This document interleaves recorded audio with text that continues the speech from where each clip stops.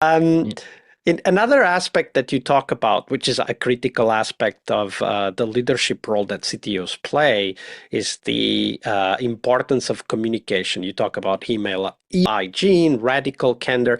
In your view, what's the single most undervalued habit that can help tech leaders, especially startup tech leaders, really get their performance up and really be on top of the situation with their teams?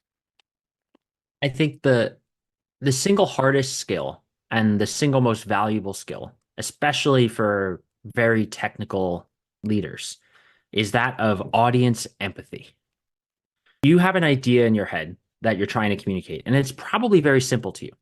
All of the inputs that led to that decision, all of the background technical knowledge, it's at the front of your mind. Therefore, the outcome is obvious.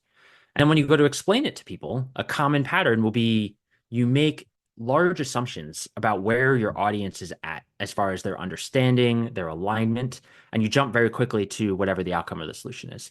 And in some audiences, that's appropriate. But by and large, pausing and asking, well, what does my audience actually already know?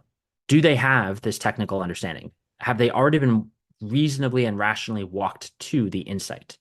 And calibrating how much depth you go into in your communication based on where your audience is already at is critical to getting people and getting audiences to follow along and getting them to the same destination you're trying to get them to. Whether that's explaining a technical strategy or explaining why a bug occurred.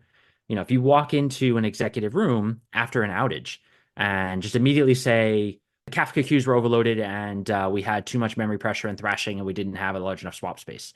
I don't know, I'm making something obviously, but like a whole bunch of technical buzzwords, right? To the maintenance, the SRE engineer on call, yeah, of course, he understands that explanation. But your CFO has no idea. Your CFO wants to know, was there a process that failed? Did we not plan appropriately? And so And how does it affect recalibrating the AWS costs for the month? and our future AWS cost.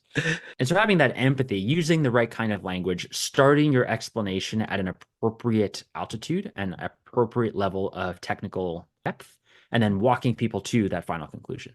And it's all about just empathy with the audience.